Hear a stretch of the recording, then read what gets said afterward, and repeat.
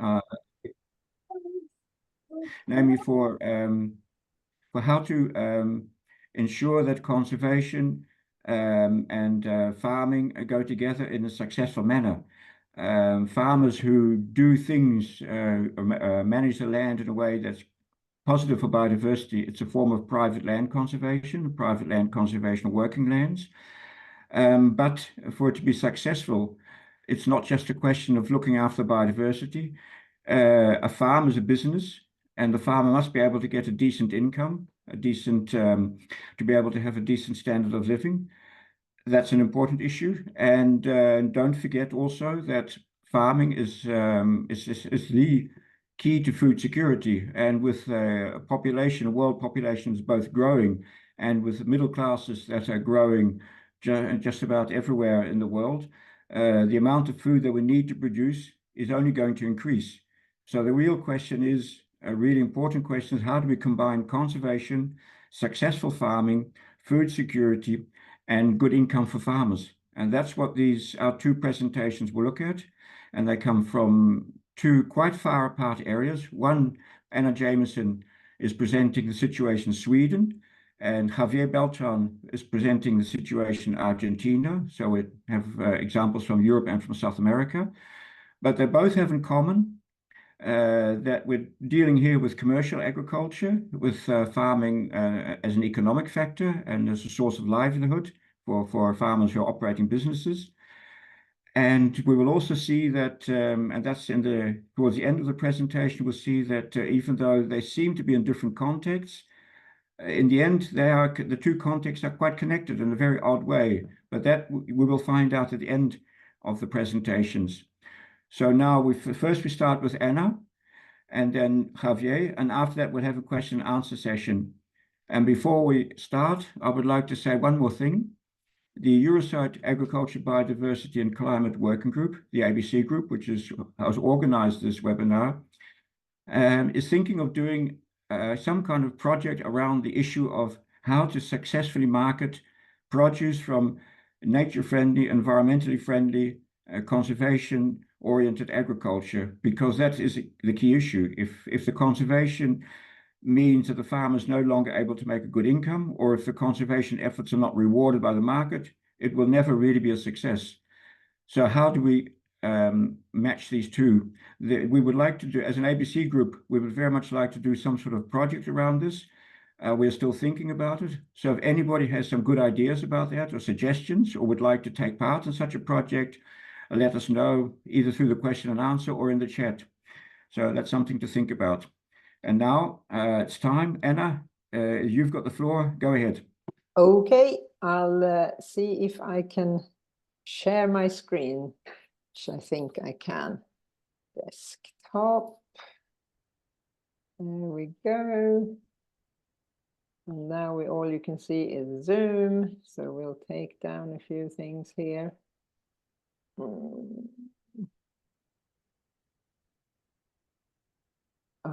How do I get rid of my calendar?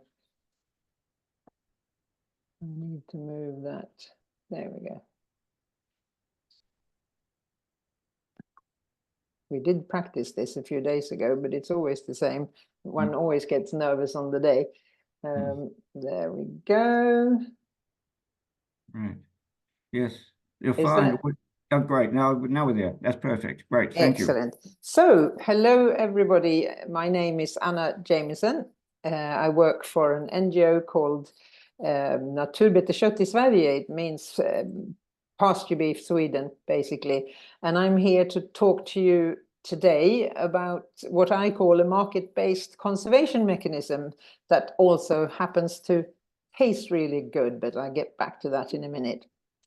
But before I start doing all the detailed telling about how this works, I would like to take you on just a quick flight over Sweden, because I think I need to tell you what my country looks like so that you understand how special the land is that we are trying to preserve.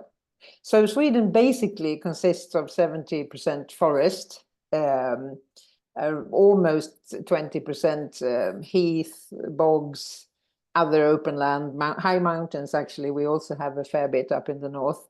Only 8% is arable land. 3% is built up areas, and 1% only is this, what we call semi-natural pastures, H&V, grasslands maybe to you. And they exist between all this forest and water and arable land. It's like the zones between the arable and the forest often, and they were created over thousands of years by animals and people together, because this is where one wanted the animals to graze. One didn't want the animals on top of the arable land. That was way too valuable in the old days for keeping animals on. That was for crops and potatoes and stuff. So the animals grazed in the zone in between and created this fantastic biodiversity there. So we now have 450,000 hectares of this, roughly, in Sweden. That's 1% of the land area. We used to have about 1.5 million to 2 million. So that was less than 100 years ago. That's where we were. But the industrialization and intensification of farming and putting animals inside rather than grazing them has caused a massive loss of this very important type of land. So my organization very quickly is sprung out of WWF Sweden. Over 25 years ago now, we started, or I started working for WWF Sweden with these issues around the semi-natural grasslands.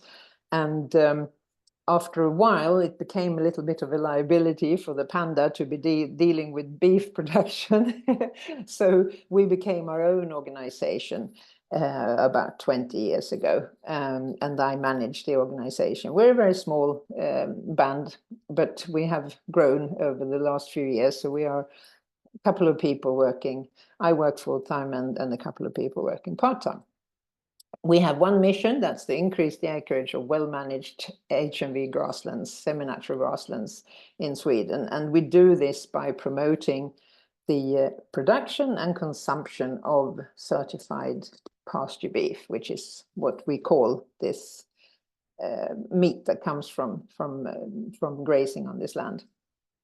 So, as you all know, the discussions around climate change and also the horror of the increasing climate change has put a lot of bad reputation on the cows, and we would like to bring some nuances and some more level-headed discussions into this by saying it's not the cow, it's the how. Cattle and all other grazing animals have a very definite role in both food security and also biodiversity preservation. And we want to show a path where you can produce high quality protein. Could be milk, it is beef in my case, could be lamb just as well, skins, anything from grazing on this kind of land that isn't so suitable for growing arable crops because it's stony, it's weak, it's dry sometimes, very wet other times, but it suits for grazing. So this is why we work and promote this kind of animal husbandry, you could say. And I could talk for hours about all the biodiversity that this production brings, but I think I let the pictures speak for me.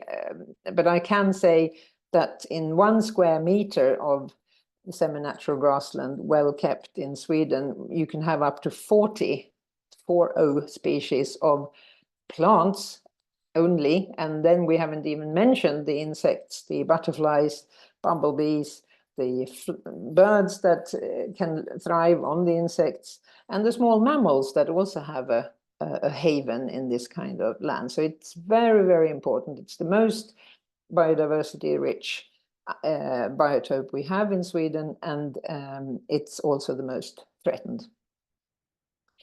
And here we have it, the market-based conservation mechanism that pays so good. This is how we market ourselves, or not ourselves, but market the guys who do the work, the cattle and the farmers, by keeping the animals on semi-natural pastures. They keep them open, they promote the biodiversity, and the result becomes this fantastic meat that even a person worried about animal welfare, about the climate, about biodiversity loss due to intensive agriculture, all those things, we can show this kind of beef as an alternative for. So this is our mechanism, and what we try to say here is that since having access to semi-natural grasslands is an absolute, it's a must to be able to certify your product as pasture beef, an increased demand for this meat, for this beef, means an increased demand for the farmer to look for more semi-natural grasslands. It might not at all be his, it could be his neighbor, it could be a fair distance away. Cattle are quite good at taking the bus to work, so it's quite common that you have groups of animals that you send off for, and go and look after semi-natural grasslands a bit away from the farm, and then they come back later on for housing or going to slaughter or whatever. So how does it work? This is the nitty-gritty. This is the boring part. I love talking about all the species and the animals and the farmers, but I am here to tell you about our certification scheme. If you remember, I said that my organization sprang out of WWF Sweden, who has worked with the biodiversity in this kind of land for a long time. And when they realized that beef production was actually a very important and good working tool to promote this kind of biodiversity, they also said 20 years ago now, well, okay, but it has to be certified. We're not going to promote anything or work with anything that isn't certified, because we need to know that what we are promoting is the real deal.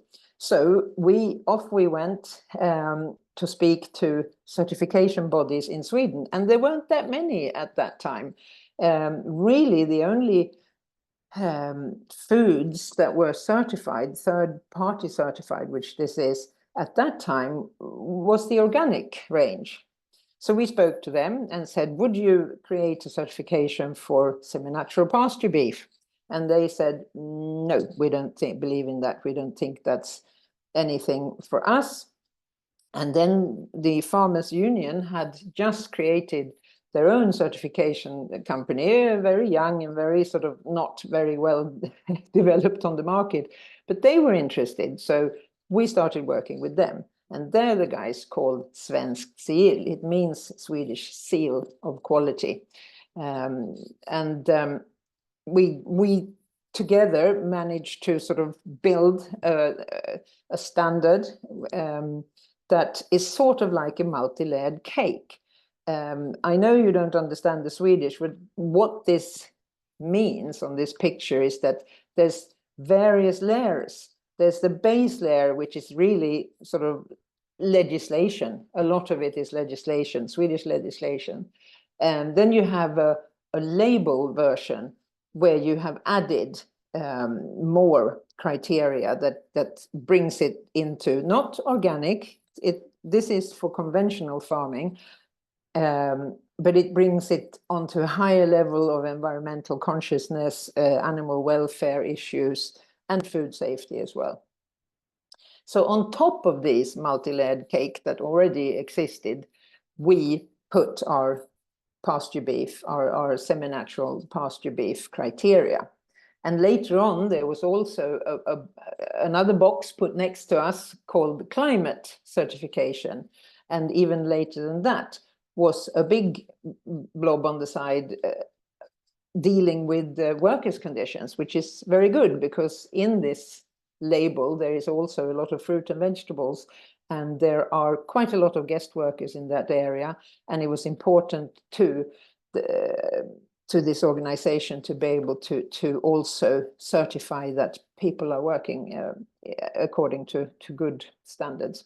So if you want to become a certified pasture beef producer, you enter this standard. And then, because it's a third-party certification, another company comes and checks you on the farm. And that's represented by this serious-looking fellow in the top corner here. That could be any of 4 or 5 different certification organizations, all private companies that exist in Sweden, that mainly has been working with organic checking the organic standard, but now they also check the Swedish seal standard and Naturbeteskött. So you like enter this standard, you pay money to Swedish seal, but then you also have to pay for this guy to come out on the farm and look seriously at how you are farming. So what is it then that the farmers have to fulfill? What is it they have to do to become a certified pasture beef producer? Well, as I said, there's an awful lot of general Swedish food safety and welfare legislation that they really actually have to fulfill anyway, but here they get an individual receipt that that's being done.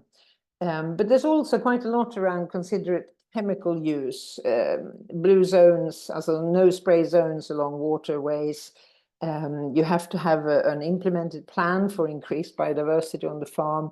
You're not allowed to use any soya bean in the diet other than certified stuff. Our farmers tend not to do it anyway, but that's a different story. And on the animal welfare side, it's like no slatted floors. You have to have a prevented animal health program and stuff. It's a fairly hefty booklet they have to go through and be able to answer to when the serious looking guy come and look.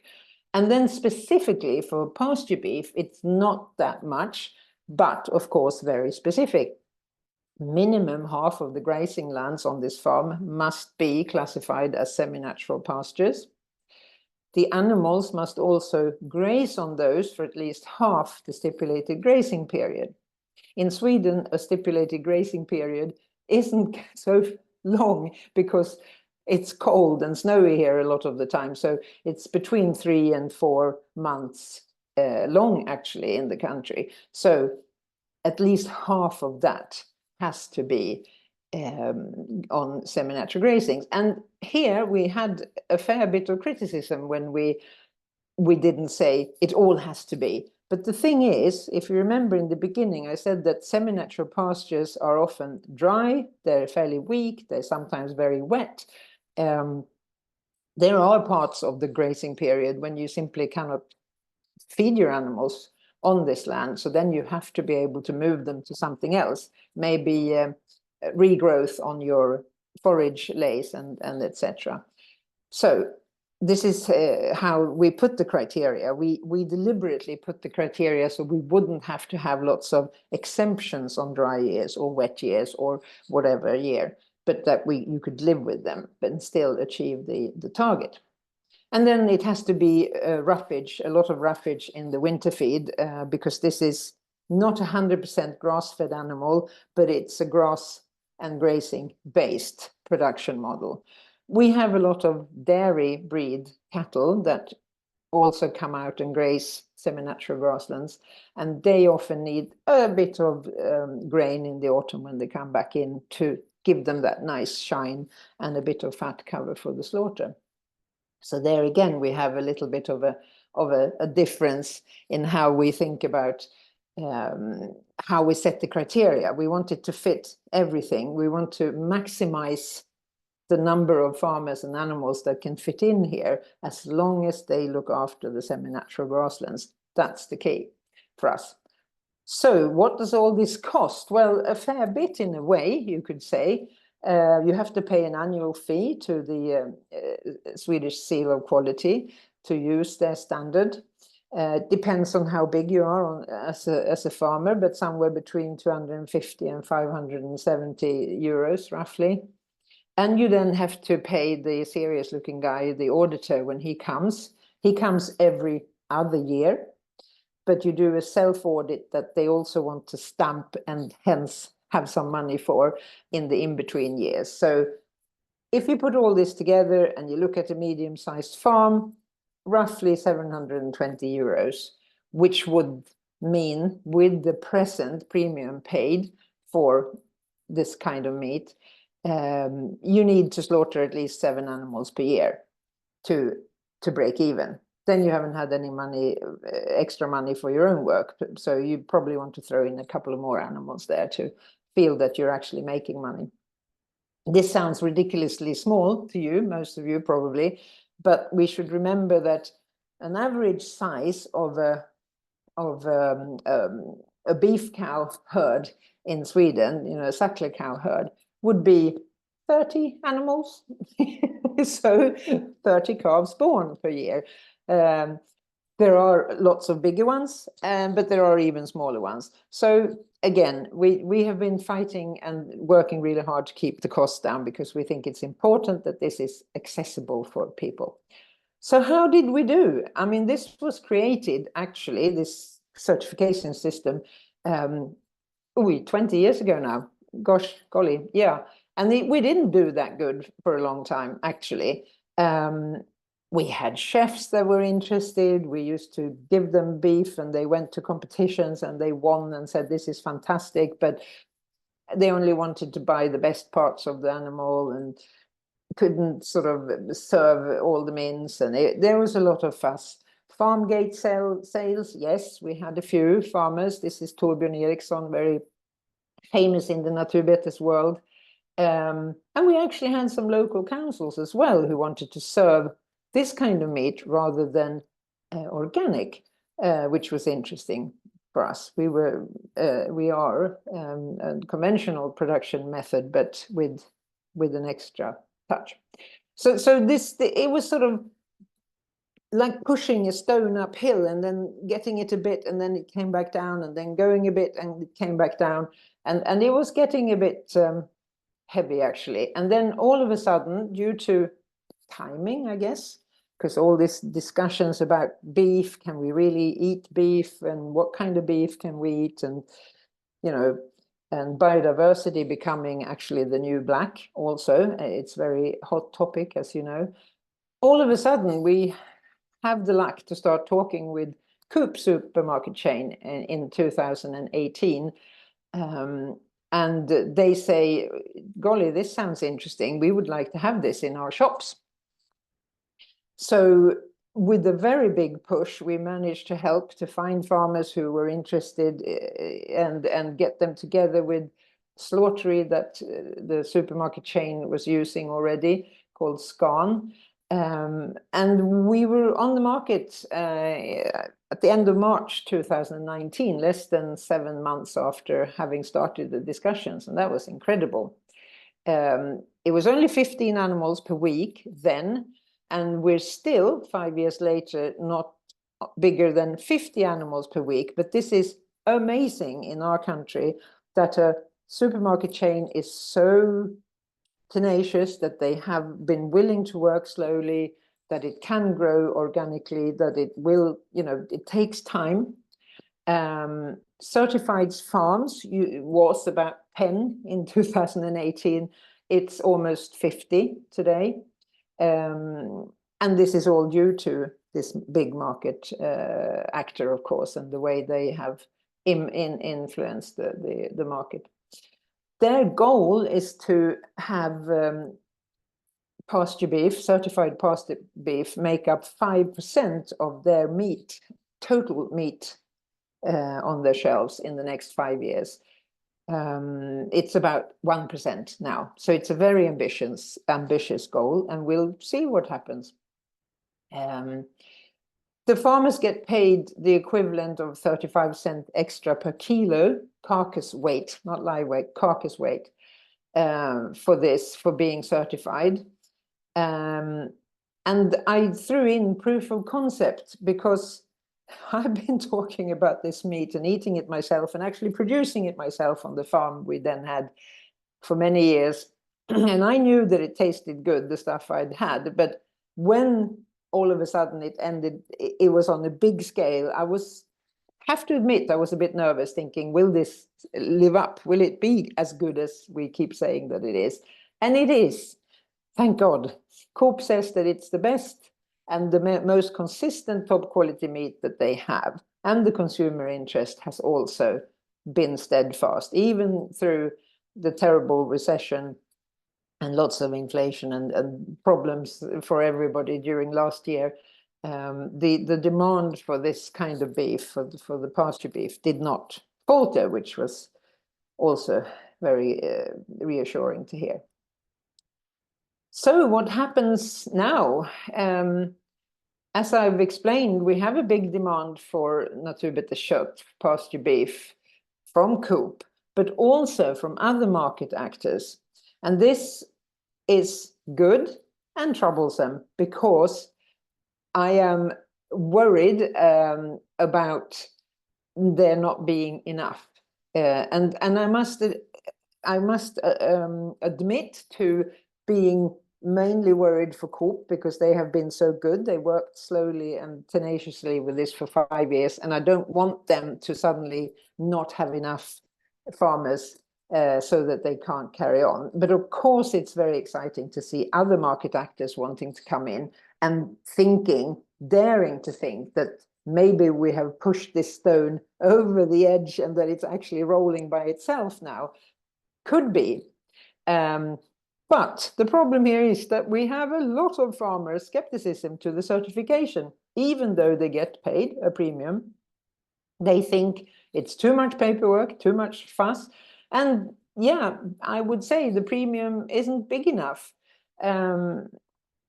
But question is, how big does it need to be? And I don't know how well informed you are about the beef price situation, but it's been very high. The beef price in general has been very high over the last 3-4 years due to a lack of beef in Europe and in Sweden in particular.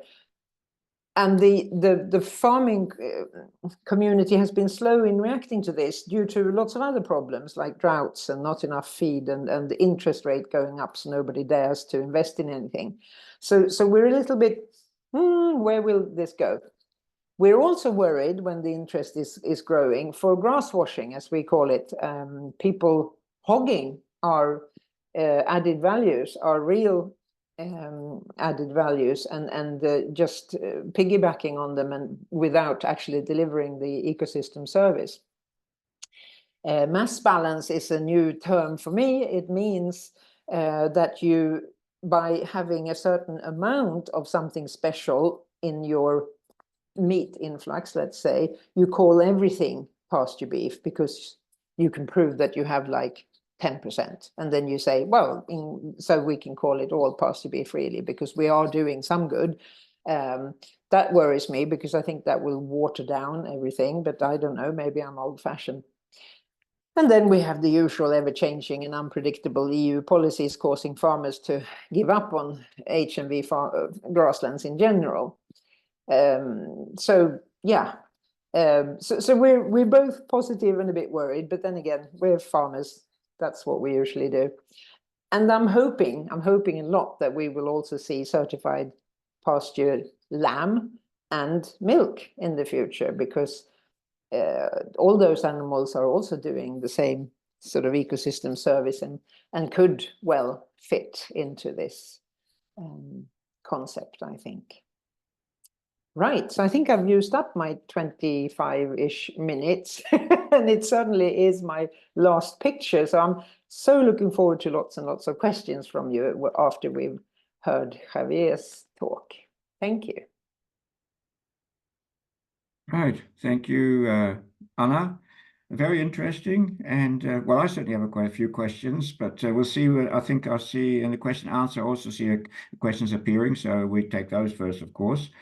And yeah, and I would say lots of success with this with co-op, and it's a really interesting example that they are setting. I think other retailers in Europe should take note, and it should be very interesting to work in that direction, to have them, to get them in touch with other retailers and see if they can't be an example. But now, Javier, it's your turn. Go ahead. The floor is yours. Thank you, Anton. Let me know if you see my screen because I'm sharing now. Let me I can check. see your slide. Yeah, here we are. Yep. Just got But rid of the toolbars. let me know now. Hold on, please. Can you see the presentation? Yes. Yes. Now it's perfect. Now it's fine. Okay, let me take some of this out of my screen because it's distracting. Well, thank you very much, Anton, for the invitation. Anna, your presentation was amazing, for many reasons, but particularly one that I like to emphasize is the commonalities in our worlds. No, it's amazing, amazing. So thank you, Eurosite ABC Group. And again, thank you, Anton, for the invitation, because this is an opportunity to share some of the challenges, views, and perspective on how to combine the supplying of the provision of food, fibers, biofuels, I don't know, fibers to the world without endangering the natural base. And I'm going to talk in the next 10-15 minutes. I'm going to talk about an area which is called the Gran Chaco. The Gran Chaco is 1 million square kilometers region shared by Argentina, Paraguay, Bolivia, and a little of Brazil. Basically, it's a region of beautiful and bountiful. It is the second largest forest biome in America and Latin America, and probably is the second, and surely is the second forest biome in the world after the Amazon. It's home to 9 million people, including several indigenous peoples. 60% of the Gran Chaco is located in Argentina. Only 3.5% is formally protected under some sort of basically public and a little bit of private protection. It is significant in terms of biodiversity, and it's a carbon sink. You see there an armadillo. Well, it's a center of endemisms of armadillos. It's one of the highest centers of endemisms of armadillos in the world. And last but not least, it has become one of the an agricultural powerhouse, particularly for soy, beef, beans, and other crops. This reality has came at expense of nature, but for instance, since 2000, about between 5 and 7 million hectares of forest has been lost to agriculture. But the change in the condition and situation of the Gran Chaco began very early in history of colonization of the region. And yes, with modern agriculture, that has been speeded up. And nowadays, basically, we have a kind of a combination of production types or archetypes, which has caused not only the loss of forests, but also the degradation of forests and other habitats. And that's one of the things that TNC, in association with public and private partners, are trying to address in a creative way. Let me see if I can, okay. For this, we have developed a vision of Gran Chaco as an iconic place, whereby the Gran Chaco is a place of marvel where biodiversity thrives. History, culture, and nature of Gran Chaco are valued. human needs are fulfilled, and economies prosper, all within the ecological boundaries of this ecoregion. This is our vision. This is a vision that TNC has basically elaborated for this amazing place. And this is what we are pursuing in our quest for resolving the alignment between agricultural production and nature conservation. Coming back a little bit about the natural diversity of the Gran Chaco, particularly in Argentina, well, the situation is not that bleak. Around 50 million hectares out of the 60 million that we have in the country are some sort of natural ecosystem or natural ecosystem, yes. 45% of these 50 million hectares are forests, 21% are grasslands and savannas, and roughly 6 million hectares of wetlands still exist in the region. So when TNC began working in the Gran Chaco almost 10 years ago, it was in coincidence with the development of a concept that was coined by TNC and collaborators. This is the term of foodscape. What is a foodscape? A foodscape is a region, a geography, which has certain biophysical characteristics and a number of attributes that are good for it to become a food production place. And this is the challenge, basically. We have in the Gran Chaco a number of archetypes of producers, from sustainable products, from small producers that have a subsistence approach, to industrial producers that are exporting beef and crops to the world, basically, you know. So the idea is how to combine all these characteristics in a way that the attributes are not lost. People have an earning, something like Anna mentioned clearly, well, and Anna and also Anton. Well, we need the producers need to get an income from what they do in their land, but without affecting negatively and definitively the conditions that make the natural conditions that make production possible. Here is a foodscape. The key to succeed in this approach is that landscapes are maintained diverse, functional, and connected. There is a system approach that incorporates aspects of regeneration and enabling policy environment, localized incentives to encourage producers to do the things right. These approaches need to be rooted in place and support the producer livelihoods. And there should be a kind of a platform or a system to share the lessons that are learned in the field, basically. And the idea, again, is how to go from the field to the world or from fields to markets. Okay, is the Gran Chaco a foodscape? That's the idea, no? This is basically one of the poster foodscape of TNC, and we began working with this approach in 2021. So we believe that the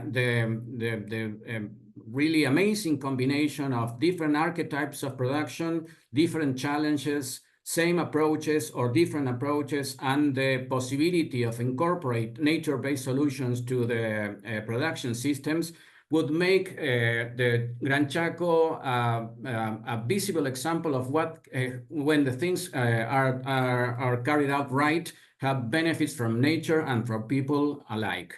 But yet again, as you will see in the figures that I'm presenting there, still the capacity of the Gran Chaco as a powerhouse has partially been realized. We are around 12% of the soy and 33% of the heads of cattle that are produced in Argentina are coming from the Gran Chaco.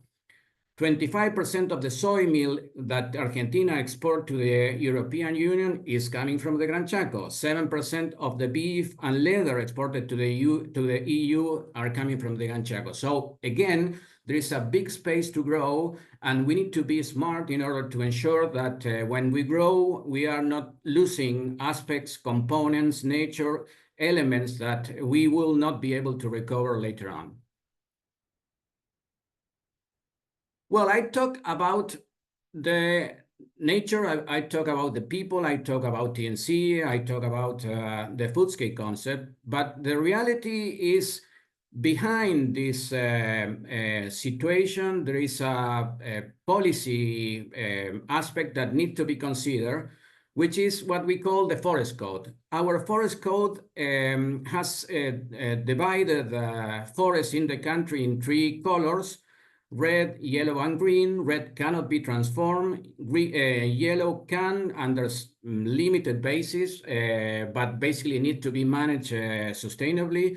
And green forests can be converted into other land uses. It's legal to do that. And so this is something that is normal in the country. And you can see in this slide too, the big proportion, the significance of the Gran Chaco in terms of the hectares of forest in the country. So roughly 70% of the forest in Argentina is restricted to the Gran Chaco.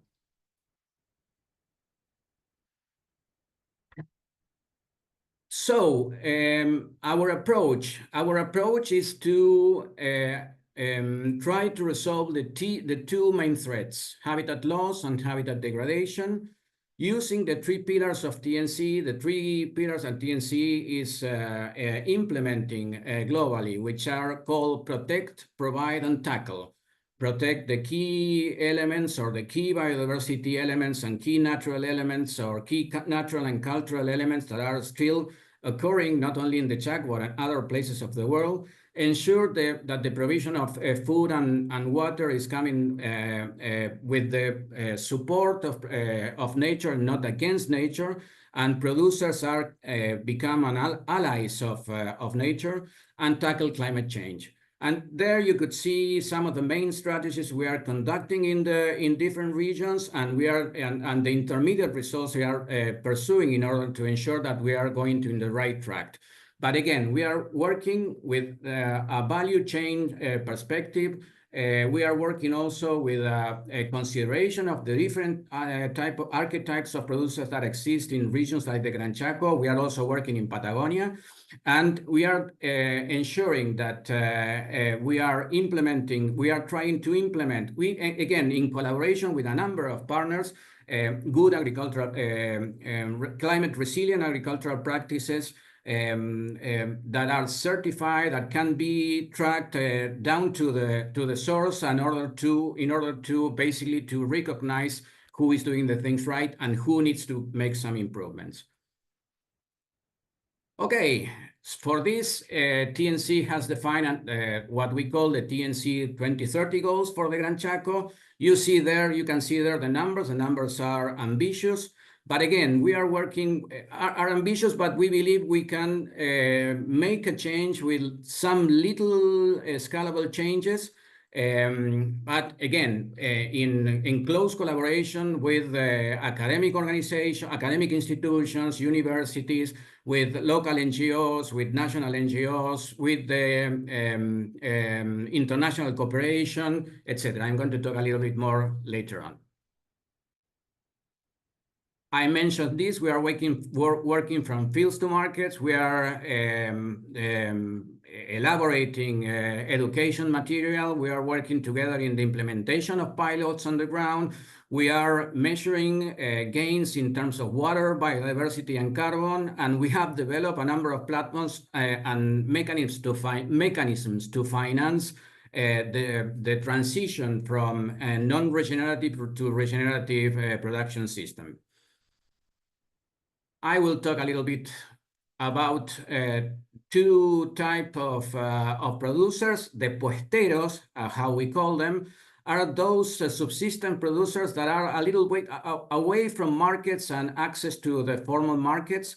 We believe, and we are counting about between 2 to 5 million hectares of forest that can be regenerated. Not all the forests, but this basically we can work in the regeneration of areas that have been severely degraded. They are mainly cattle producers that are away from the circuit of markets. We are working in a process. The More Foundation helped us to develop a system that is regenerative, that can group family producers in larger farming plots. So this is a very amazing, and the findings are really promising. So you have an end, which I would say that the puesteros, and then we are also working with the industrialized farmers that we believe are ambassadors of what we call, we can be reporters of the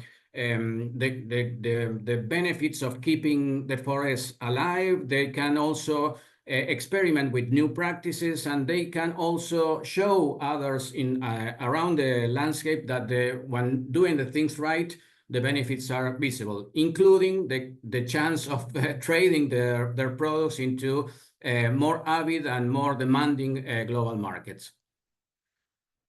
I will, my last 3 slides, mention a little bit of these new drivers of new market trends related with the increase in the global attention to verifiably deforestation-free productions, at least with a mark in the year 2020.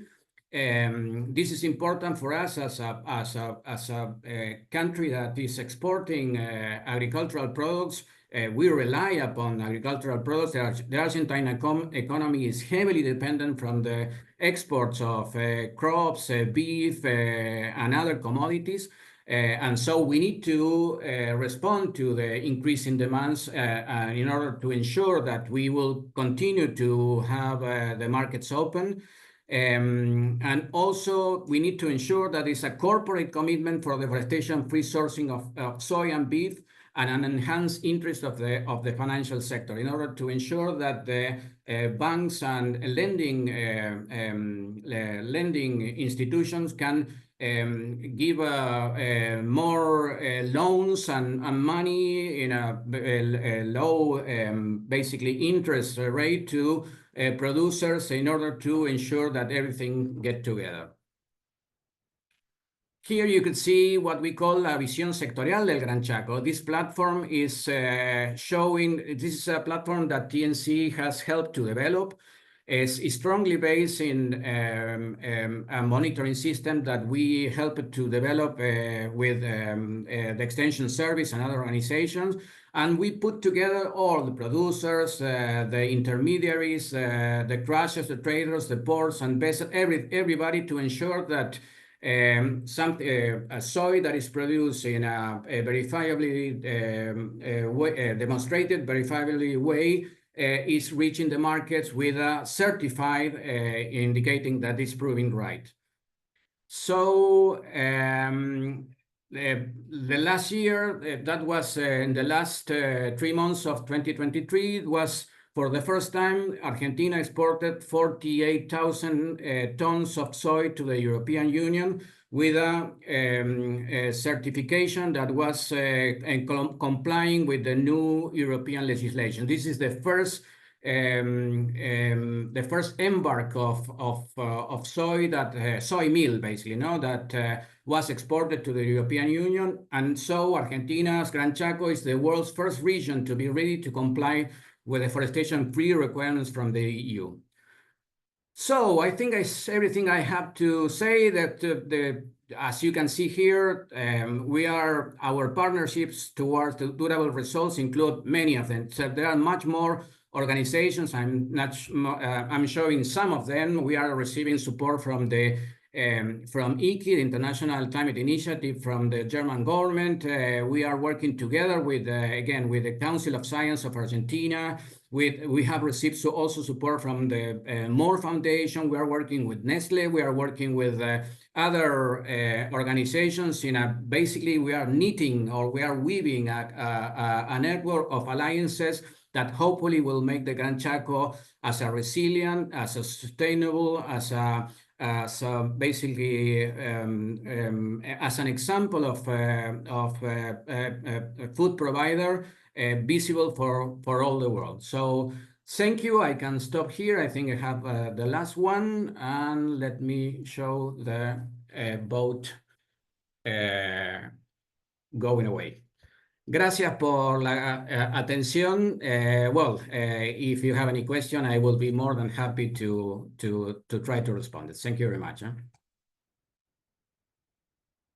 Okay, let me stop there. Hold on, dejar de compartir. There we go. Muchas gracias, Javier. No, gracias a ti, Anton. And yeah, let's start with the questions. Right. Well, first we'll go back to Anna. There's a question here. Yeah, has to do with the certification, this question. How does the certifying body check the requirement that at least 50% of the farm has to be semi-natural pasture, semi-natural grassland? Yeah. Is there an on-farm vegetation survey, or is a reliable natural GIS database? How's that examined? It's we tend to rely on the documentation needed for the EU support schemes, because if you have HMV grasslands, you report them in for grants for the EU support system, and then you have it in the I'm not sure what the correct expression is for the database, but all the application to the EU environmental supports is in a computer-based system. So your maps over your land and what you are using is in there. And so that can be accessed by the auditors, and that tends to be the way they do it. Then, of course, they could, if there were questions, or if there is a small number of farmers who may not have all the land in EU, as it were, and then you have to go out and look. But we tend to base it on that database and those maps that exist for the EU system. Yeah, but just to follow up on this question, it's a sort of an online exercise where do you have people like the rather stern man you showed, who was the inspector? Yeah. Do you have people actually going out into the field to check the authorities do of the grass? The regional authorities come out and check the land that is in the support system, in the EU grant system. That land is being heavily checked for how you look, if you graze it, and if you were not to graze it enough or too much or something, then it would be chucked out of that system. And that's why we can base our audits on the same database, because it is very heavily controlled by the authorities. But so there's not actually anybody actually going out there and doing a survey of the species. I mean, no. Conservation NGOs or people from university, or I don't know, ecologists, botanists, you don't actually do those checks, do you? No, there has been, of course, and that is the base. So I'm again falling back on the authorities, on the regional agricultural authorities, because they based the way they graded our grazing lands on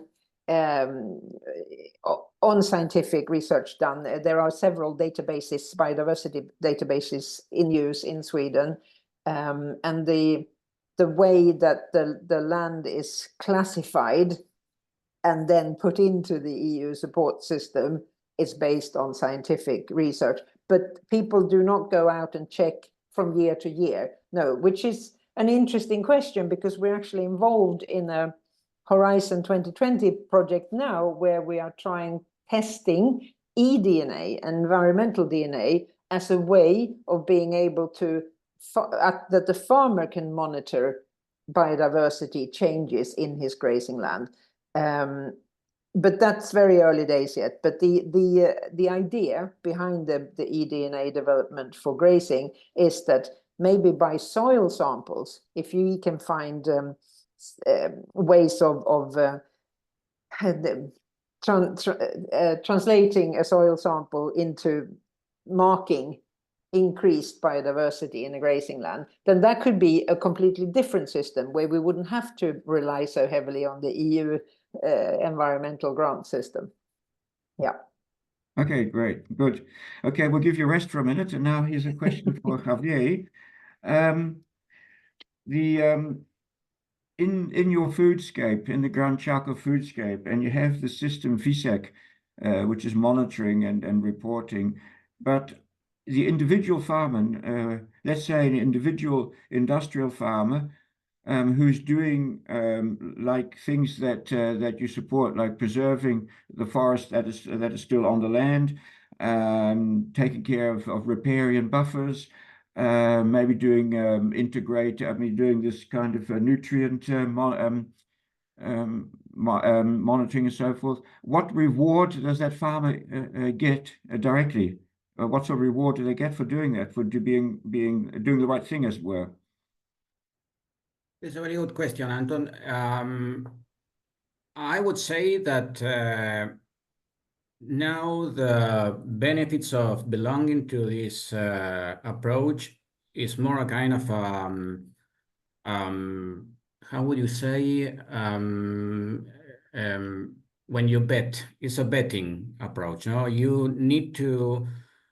There is Argentina has been hit by, well, I'm not saying anything unusual in terms of the economic crisis of this country, you know, and again, I would also say that soy exporter has been particularly affected by a policy of which put a tax export of almost 30% of every dollar that an exporter of soy export is going direct to the state, basically. So you get 60 something cents for each dollar you export, and then you need to pay for transport, taxes, etc., etc. So basically, there is not such a kind of a visible monetary incentive right now, except for, and we are working again. That's why we are working with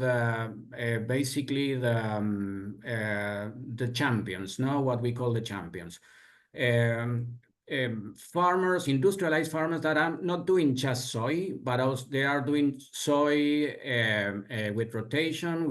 They are combining livestock raising with agriculture, and they have a kind of area of forest in good condition, and we work with them. Proposing biodiversity monitoring system. We are proposing also measuring carbon stocks and carbon gains, and saying that if they don't do the things right in terms of ensuring that they are complying with the ban in terms of verifiably deforestation free before the 2020 and verifiably illegal from 2020 onward, they are not going to be able to put the products in any market, only in the markets that are a kind of, I would say, that would accept commodities coming from basically non-verifiable sources. So we are also working with there is an initiative which is called IFAC, is innovative finance for the Amazon, the Cerrado, and the Gran Chaco, in which our person in charge is working together with the banking system in order to, because the banking system are also the lending system are also realizing that any loan in the future should go to low risk areas. in terms of, again, areas that are able to export and also areas that would be able to return the loans by not suffering basically flooding, heat waves, etc., etc. So it's a kind of it's a promised world, basically, I would say, Anton. And we are working little by little, but this issue of the first 2,800 tons exported to the EU the last year, and the Gran Chaco being the only one that can, at the moment, show that we are complying with this restriction. The European Union is one, but the UK is putting its own restriction.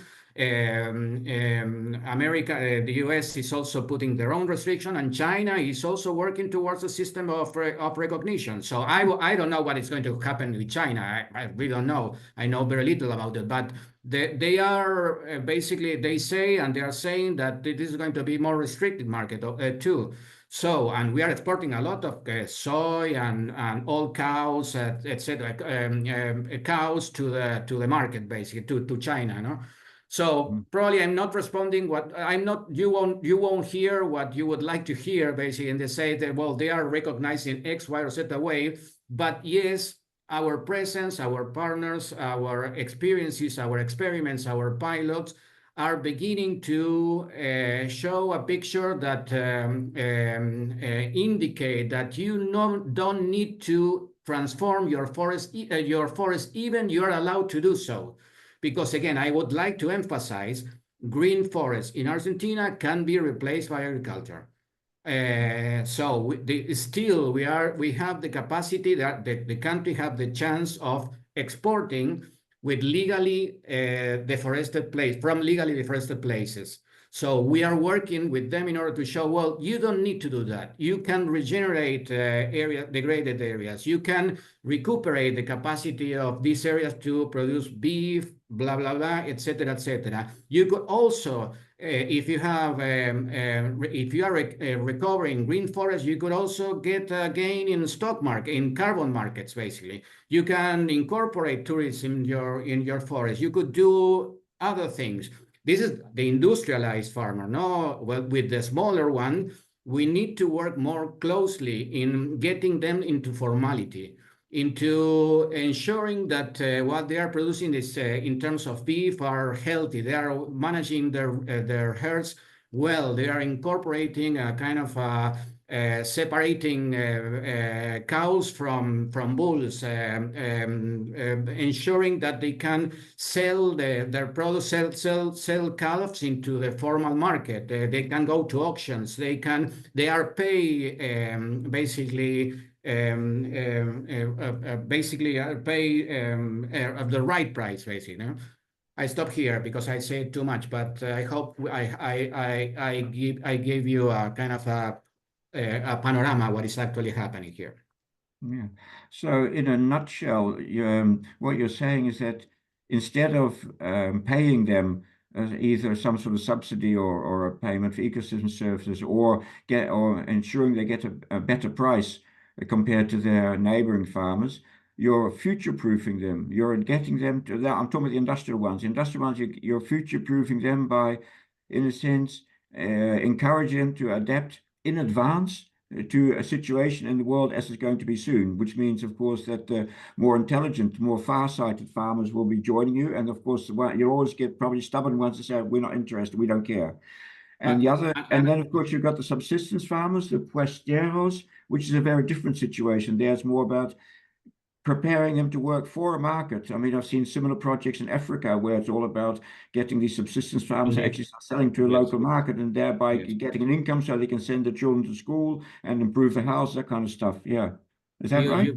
I couldn't be said better. And again, bear in mind that the location of producers, again, is small farmers are more responsible to degradation, forest degradation.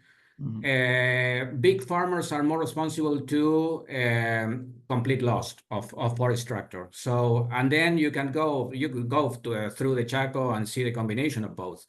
But at the end of the day, they connect together. No, small cattle growers can provide regenerative calves to bigger industrialized cattle producers. And cattle producers could be more sure that the quality of the calves and they are produced not only in good standard but also in good social standard. No, they are not engaging child labor. They are not the Chaco is bountiful, it's beautiful, but it's also the poorest region in Argentina. No, it's a kind of illogical thing. No, we lost biodiversity. I always say the same. Argentina lost biodiversity from the Gran Chaco, and in terms of infrastructure development, the equation was absolutely disastrous. No, you go to places there are no roads, no hospital, no public schools, no nothing basically. No, and so at the end of the day, me as a biologist say, well, what happened here? We became a more richer country, but a less diverse. So this is the kind of things that are difficult to understand. But then again, and Argentina is not going to. I don't think Argentina in the foreseeable future it will be recognized by producing computer chips. Basically, clearly we will still be relying upon agricultural commodities. No, and we need to do the things right. And we did that in Patagonia. We exported wool with a trade of sustainability a while ago. And we will do the same here. And the Foodscape is a good model to follow, basically, because you don't need to separate or exclude protection or exclude use. You could combine the two of these two approaches in the same scenario, basically. Yeah, in that sense, you're very similar to New Zealand, which is a country totally dependent on agriculture, and they're very interesting what they've been doing there to, as it were, future-proof their farming, so it will still be competitive on the world market and be seen as green. But now we go back to Anna. There's a question for you, and this is one from Switzerland. And so the question, first of all, the person says the person says that in Switzerland, one of the two largest retailer distributing chains is discontinuing its organic meat program. This program has been around for 40 years, but in 2019 they decided to end the program because demand was insufficient, and which means that the farmers who invested in transiting to organic meat and milk are now in a difficult position. And the main reason for the retail company to decide to stop the organic meat program that there is that the high prices and animal welfare, not so much a climate issue, which you seem to be more worried about. But so the question is, given what happened in Switzerland, how do you see the future of your farm in the long term? Could what happened in Switzerland happen in Sweden too? Well, it's a very interesting question, and it makes me ponder in various directions. One thing is that we also see a falling demand for organic beef. It's had a tough time. Reason for that is difficult to say. We think maybe it's price, but on the other hand, we saw that the pasture beef that is a bit more expensive than the organic range still kept its market share. On the other hand, it was smaller to start off with, so maybe our consumers are high-end consumers and they can afford it. So we've seen the same trend. Our market actors have not yet closed down any organic beef, but it's dangerously low, I would say. Yeah. For me, it makes me think that biodiversity added values are perhaps more important when it comes to beef than just organic. It's like the difference between conventional beef production in Sweden and organic beef production in Sweden, it's not that big. The organic young bulls are also kept inside, housed all the way up to slaughter because they have an exemption from the grazing legislation. it's the chemical free, but there's grazing based production, beef production is quite low in chemical use anyway. So I think maybe we have a clearer added value with the biodiversity ecosystem service that the pasture beef provides. It also makes me think, and thank you for that question maker, that we should not fear having more market actors coming in, because it is dangerous to be reliant on one market actor, an angel investor, as it were. We love Coop for what they've done, but we do need to spread our our eggs in more baskets. And it made that very clear when because if Coop were to say nah tomorrow and cut us, then it would all fall again, and I would be back to where I was 5 years ago.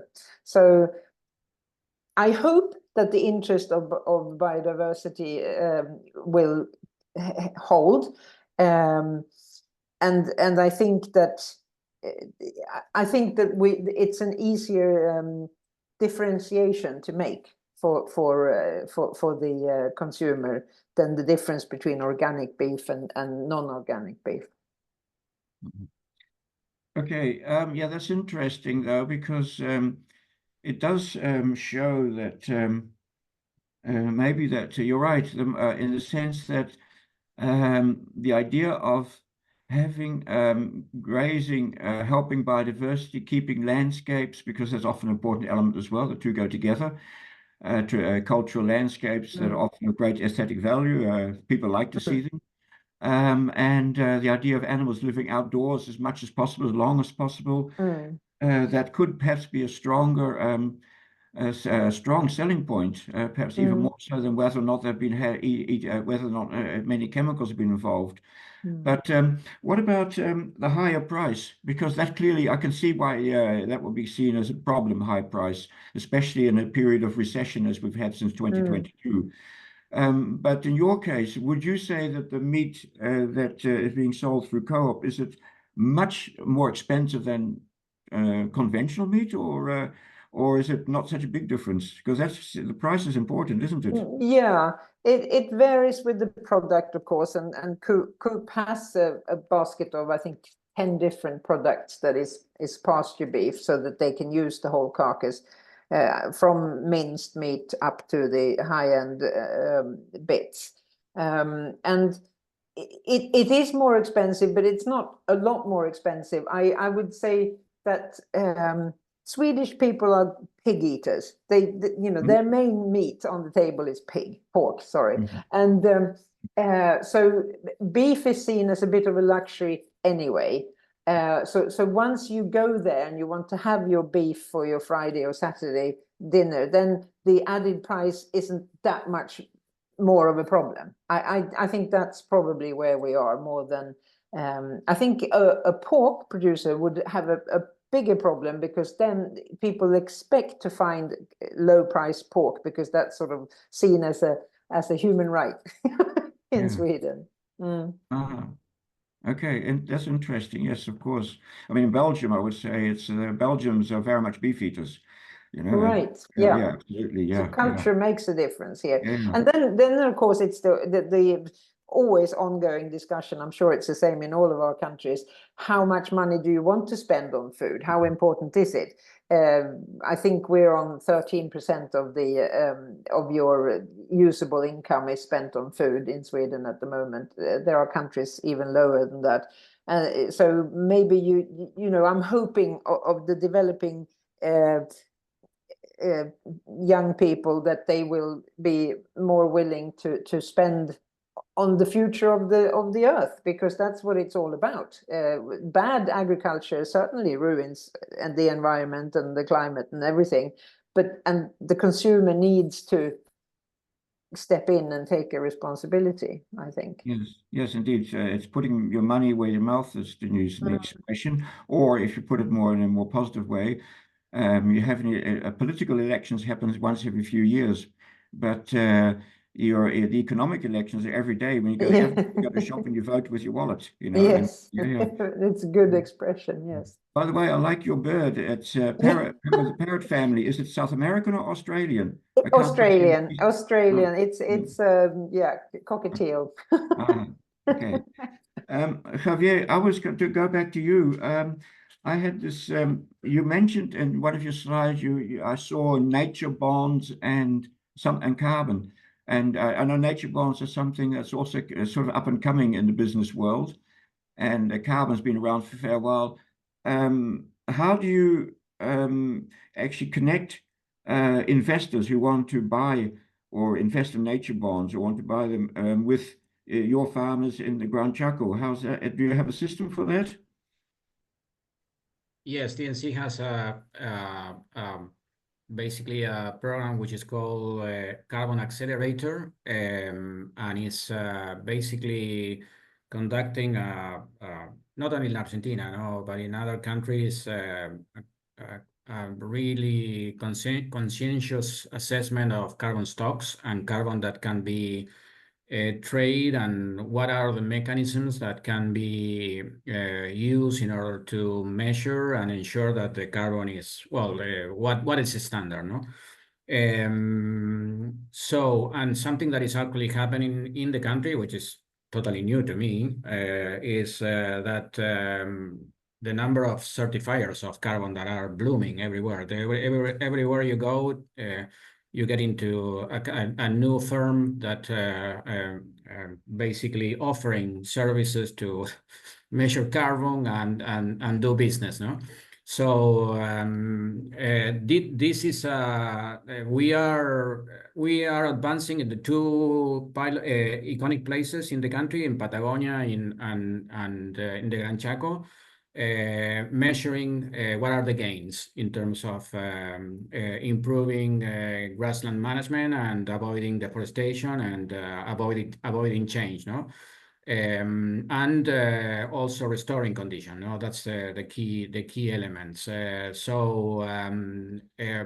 We believe that in the country, as for current conditions, the voluntary markets are going to be more productive, at least until the country passes legislation on the I don't know, I would put it payment for ecosystem services or carbon or nature bonds or whatever. But clearly, including all the basically the big companies like Nestle, like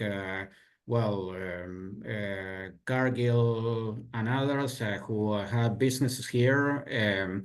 Are paying close attention to how they can basically trade their gains in improving practices, no, and how they can engage producers into the providers into the system. So again, Anton, I would very much like to have this kind of details of that Anna has in terms of the margins, in terms of what is going to be basically the differential price of doing X, Y, or Z. The reality is that we have two catastrophes here. One is no catastrophe. I would really very much like to insist that we still have a lot of nature backing up the production in Argentina. We are not that bad. We need to change a little bit of the speech because at the end of the day, you could go and still see nature in places where there should be nature, basically, no? And now more in combination with agriculture. But what it was kind of really bad for us is the economy, no? So at the end of the day, and some of the sectors have been hit more heavily, like the agricultural sector has been really hit badly because of there was a drought, the additional taxation, etc., etc. So this is kind of we are in a muddy terrain. We are putting the feet again into something more stable. The inflation is coming down, but well, we have an old character in our presidency right now. But at the end, but it's a business-oriented person, and he believes in this kind of basically ultra-liberal approaches. So I do believe myself that he's not going to be against trading this nature in a kind of hear me right. I'm not saying trading nature, but basically creating economic mechanisms to enhance sustainable production, the livelihoods of people in the rural land, etc., etc. No, again, but yes, if you come here, I've been working for TNC for the last 16 years, and I was in Patagonia first. And we began working with Patagonia. We always work on sustainable grazing. No, sustainable grazing. We can basically export wool to Stella McCartney bought wool from Argentina. Patagonia made an agreement with us. But now, if you go to Patagonia, it's a kind of full of certifiers trying to see whether carbon is going to be again something to be traded and get an income from that. No, it's amazing. I cannot believe it. But nevertheless, this is an opportunity there. We are having the figures and also the conditions to ensure that the trading is fair. Basically the conditions can be done in order to improve the production system and ensure that what you have now is going to be there in the foreseeable future. Okay, yeah, thank you. Yeah, no, that's I think this is certainly a very interesting discussion about it's almost worth it's a topic of its own, all these market mechanisms, not sort of like all the nature bonds and carbon credits and so forth. I mean, and offsets and all the rest of it. It's a huge and interesting area. And indeed, legislation seems to breed consultants. I mean, certifiers are, yes, they are.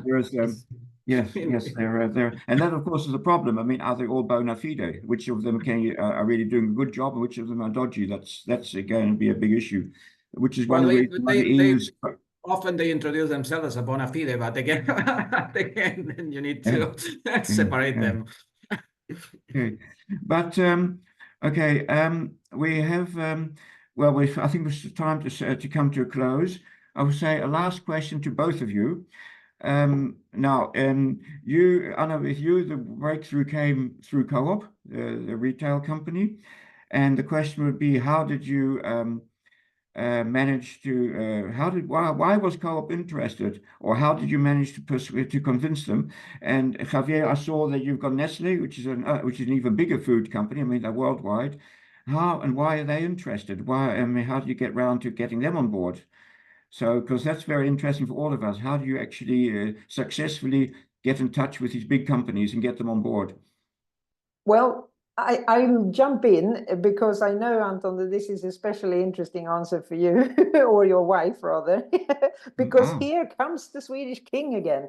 The Swedish king is very interested in farming, and he has a farm. He runs a farm, and his son, one of the prince, also does, and has cooperation with the Swedish University of Agricultural Sciences, and hence have a joint open day at the King's farm every year, where one can come and discuss and talk interesting topics.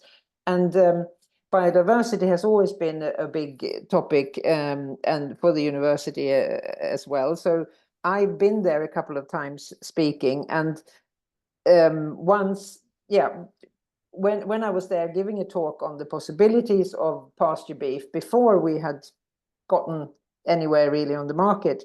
So I was doing my best to do a good job. In the audience was a fairly newly hired purchasing director at Coop, Majsan Pense. She has been working with beef all her life, but she had just come back from a foreign posting and working with imports rather than Swedish production. And she sat there and she said immediately afterwards, she jumped me and said, "Anna, we need to talk." So it was timing, because the time was right for Coop.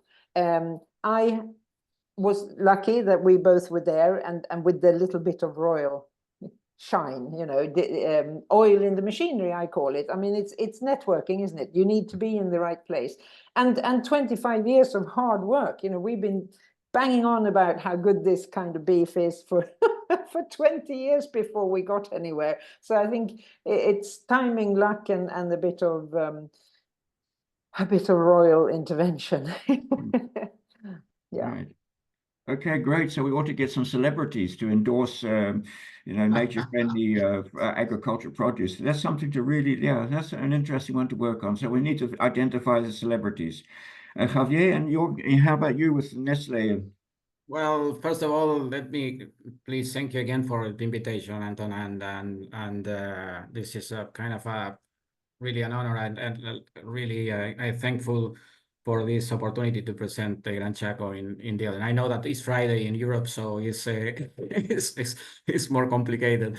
But I would say, in order to respond to your question, the agreement with Nestlé is a global one. So they, between Nestlé or Nestlé and TNC globally, and they've been choosing places around the world to advance their kind of a trading carbon approach, basically, the Scope 3 approach, etc., etc. So I would say that since I began working with them in the negotiation of the contract with Argentina, because there was work in Argentina, also in basically in Brazil, and Paraguay, I think.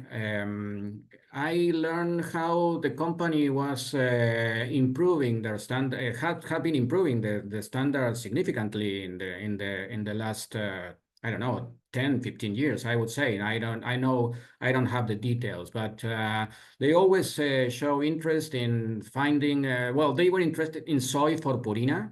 So not soy for everything. It was interested in because Argentina was sourcing indirectly soy to Nestlé through a local company for the Purina market. Well, I think that Anton is gone, but. Well, anyway, I think it was a good approach, and at the end of the day, it's working out. We are working with farmers in several places in. Anton, you're back. I don't know how much you heard, but basically. No, basically, I would say that after 3 years of engagement, and it's going to be a 6-year engagement, really, we are working well. We are working in a number of farms in the soy production system. They are hearing us. We are developing indicators. And at the end of the day, which is also important for this collaboration, is that we are working with champions again, no? Champions showing that they can do the things better. They can accommodate agriculture and biodiversity and nature conservation really, really well without losing money. And also they can do other things right. It's like the labor management, the approach in all different terms. We are doing some essays of regeneration of some forests in the area, and so I stop here. This is a really, really interesting approach, and they are learning a lot. Nestlé is learning a lot from that. I think this project is working really, really well. I would say. Well, that's again very encouraging, and I think, and so you obviously have good contacts with Nestle, and I think that's something that could, well, there's something to come back to, and then maybe Nestle, in its turn, could talk to its peers, the other great multinational food companies, to see that I can see some really good opportunities there. But anyway, it's almost exactly 4:30, so it's time to close. And thank you both for your presentations, for answering all those questions. And I look forward to seeing you both in Quebec at the ILCN Congress. And thank you to the audience. I know, this is getting on to the weekend, but thank you for bearing with us and for taking part and the good questions. And the session is recorded, so you will have an opportunity to go back to the webpage and look over the slides once we've uploaded it. And so now I would say thank you, everybody, and wishing everybody, wherever you are, a lovely weekend. And see you next webinar. Thank you, Bye, Anton, for Anton. inviting Bye. me. Thank you Nice very seeing much. you.